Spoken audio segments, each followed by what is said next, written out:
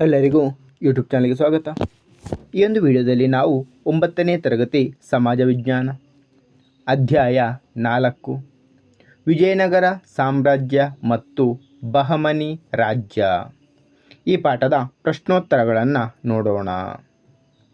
ಖಾಲಿ ಬಿಟ್ಟ ಸ್ಥಳಗಳನ್ನು ಸೂಕ್ತ ಪದಗಳಿಂದ ತುಂಬಿರಿ.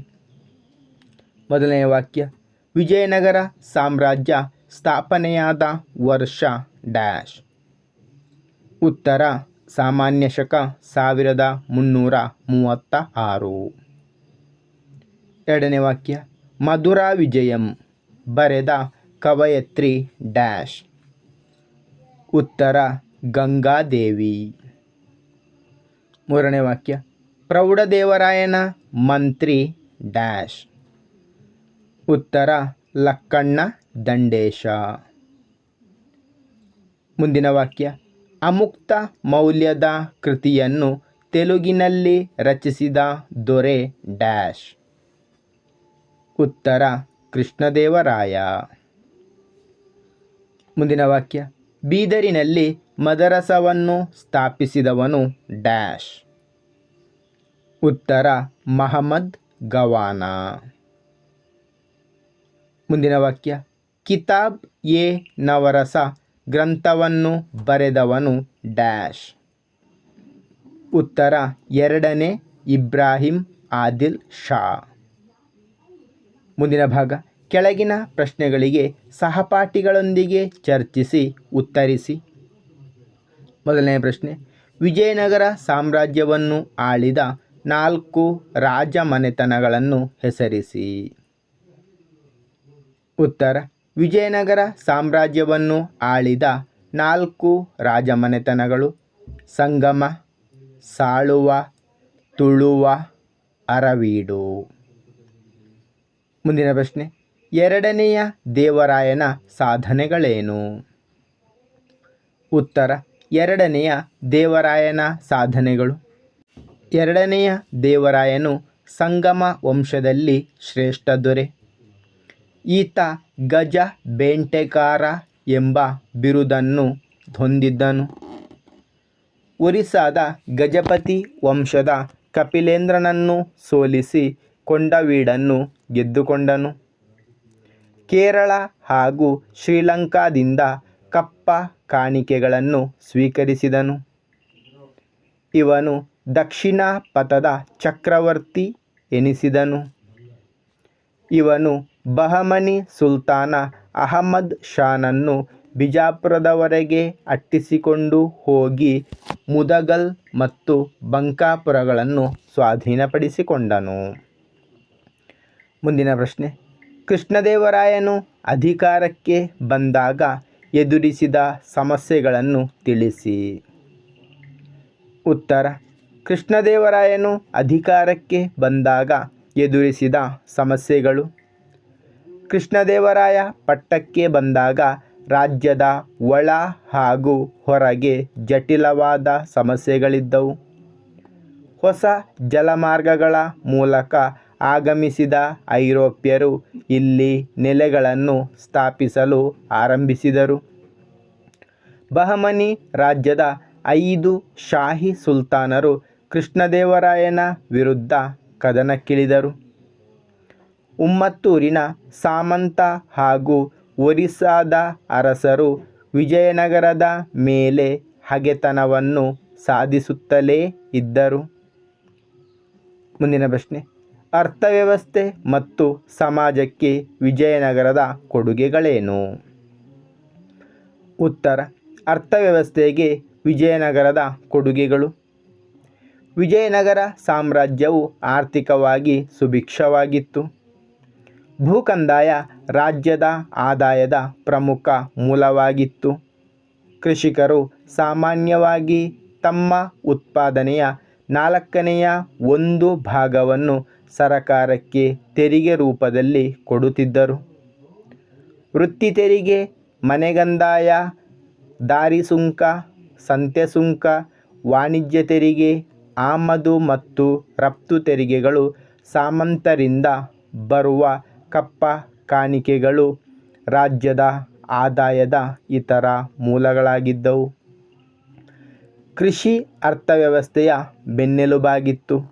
ಇವರು ವರ್ಷದಲ್ಲಿ ಮುಂಗಾರು ಮತ್ತು ಹಿಂಗಾರು ಬೆಳೆಗಳನ್ನು ಬೆಳೆಯುತ್ತಿದ್ದರು.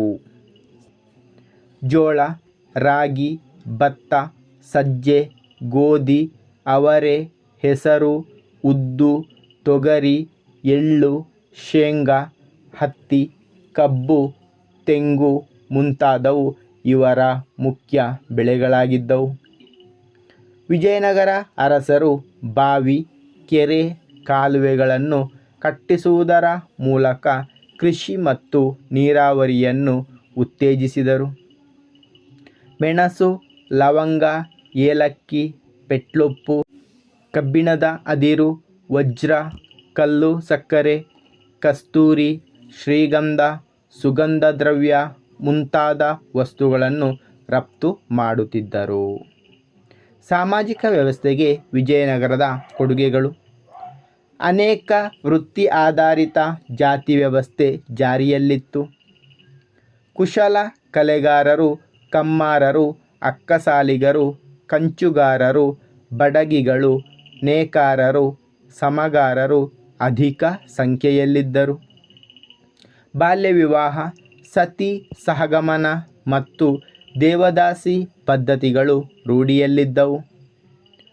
ಸಾಮಾನ್ಯವಾಗಿ ಏಕ ಪತ್ನಿತ್ವ ರೂಢಿಯಲ್ಲಿದ್ದರೂ ದೊರೆಗಳು ಮತ್ತು ಶ್ರೀಮಂತರು ಬಹು ಪತ್ನಿಯರನ್ನು ಹೊಂದಿರುತ್ತಿದ್ದರು. ಹೋಳಿ, ದೀಪಾವಳಿ ಮತ್ತು ದಸರಾ ಹಬ್ಬಗಳನ್ನು ಸಾರ್ವಜನಿಕವಾಗಿ ಆಚರಿಸಲಾಗುತ್ತಿತ್ತು. ಸಂಗೀತ, ನೃತ್ಯಗಳು ಹೆಚ್ಚಿನ ಜನಮನ್ನಣೆಯನ್ನು ಪಡೆದವು. ಮುಂದಿನ ಪ್ರಶ್ನೆ, ವಿಜಯನಗರ ಕಾಲದ ಕಲೆ ಮತ್ತು ವಾಸ್ತುಶಿಲ್ಪವನ್ನು ಕುರಿತು ಬರೆಯಿರಿ. ಉತ್ತರ: ವಿಜಯನಗರದ ಕಾಲದ ಕಲೆ ಮತ್ತು ವಾಸ್ತುಶಿಲ್ಪ. ವಿಜಯನಗರ ಸಾಮ್ರಾಜ್ಯದ ಕಾಲದಲ್ಲಿ ದೇವಾಲಯ, ಅರಮನೆ, ಕೋಟೆ, ಗೋಪುರ, ಮಹಾಮಂಟಪ, ಸಾರ್ವಜನಿಕ ಕಟ್ಟಡಗಳು, ಕೆರೆ, ಕಟ್ಟೆ, ಕಾಲುವೆ, ಅಣೆಕಟ್ಟೆ ಮುಂತಾದವು ನಿರ್ಮಾಣವಾಗಿವೆ. ಇವರು ಚಾಲುಕ್ಯ, ರಾಷ್ಟ್ರಕೂಟ, ಹೊಯ್ಸಳ ಮತ್ತು ಚೋಳ ವಾಸ್ತುಶೈಲಿಯ ಮಾದರಿಗಳನ್ನು ಮುಂದುವರೆಸಿದರು. ಇವರ ಶೈಲಿಯ ಪ್ರಧಾನ ಲಕ್ಷಣಗಳೆಂದರೆ ಹಲವಾರು ಕಂಬಗಳ ಸಾಲುಗಳಿಂದ ಕೂಡಿದ ವಿಶಾಲ ಸಭಾಮಂಟಪ ಅಥವಾ ಕಲ್ಯಾಣ ಮಂಟಪಗಳು. ದೇವಾಲಯಗಳು ಎತ್ತರವಾದ ಗೋಪುರವನ್ನು ಹೊಂದಿದ್ದು ಪತ್ರಾಕೃತಿಯ ಕಮಾನುಗಳನ್ನು ಮತ್ತು ಮಂಟಪಗಳನ್ನು ಹೊಂದಿವೆ. ಇವರ ಕಲೆಯಲ್ಲಿ ಅಲಂಕಾರಕ್ಕಿಂತ ಭವ್ಯತೆ ಮತ್ತು ಗಾಂಭೀರ್ಯದ ಭಾವನೆಗಳಿಗೆ ಹೆಚ್ಚಿನ ಮಹತ್ವ ನೀಡಲಾಗಿದೆ. ಇವರು ಕಟ್ಟಡಗಳಿಗೆ ಉಸುಕು ಮಿಶ್ರಿತ ಕೆಂಪು ಕಲ್ಲುಗಳನ್ನು ಬಳಸಿದ್ದಾರೆ. ವಿರೂಪಾಕ್ಷ ದೇವಾಲಯ, ವಿಜಯ ವಿಠ್ಠಲ ದೇವಾಲಯ, ಕಲ್ಲಿನ ರಥ, ಕಮಲ ಮಹಲ್, ಗಜಶಾಲೆ, ರಾಣಿ ಸ್ನಾನಗೃಹ, ಲಕ್ಷ್ಮೀ ನರಸಿಂಹ, ಕಡಲೆಕಾಳು ಗಣೇಶ, ಸಾಸವೆಕಾಳು ಗಣೇಶ ಇತ್ಯಾದಿ ಇವರ ಪ್ರಮುಖ ವಾಸ್ತುಶಿಲ್ಪಗಳು. ಮುಂದಿನ ಪ್ರಶ್ನೆ, ಮಹಮ್ಮದ್ ಗವಾನನು ಬಹಮನಿ ರಾಜ್ಯದಲ್ಲಿ ಉತ್ತಮ ಪ್ರಧಾನಮಂತ್ರಿ ಹೇಗೆ? ಉತ್ತರ: ಮಹಮ್ಮದ್ ಗವಾನ್ ರಾಜ್ಯದ ಉತ್ತಮ ಪ್ರಧಾನಮಂತ್ರಿ. ಮಹಮ್ಮದ್ ಗವಾನನು ನಿಷ್ಠೆ, ನಿಸ್ವಾರ್ಥತೆಯಿಂದ ಆಳ್ವಿಕೆಯನ್ನು ನಡೆಸಿದನು.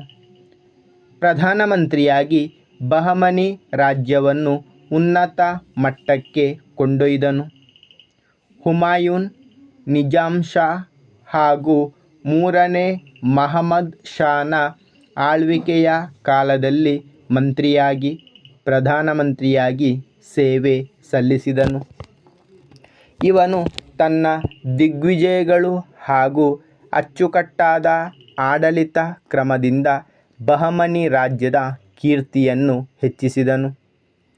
ಗವಾನನು ಕೊಂಕಣ, ಗೋವಾ ಮತ್ತು ಬೆಳಗಾವಿಯನ್ನು ವಶಪಡಿಸಿಕೊಂಡನು.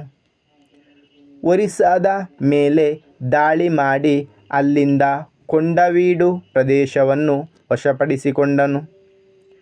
ಸಾಮಾನ್ಯ ಶಕ 1481ರಲ್ಲಿ ಕಂಚಿಯ ಮೇಲೆ ದಾಳಿ ಮಾಡಿ ಅಪಾರ ಸಂಪತ್ತನ್ನು ಲೂಟಿ ಮಾಡಿದನು.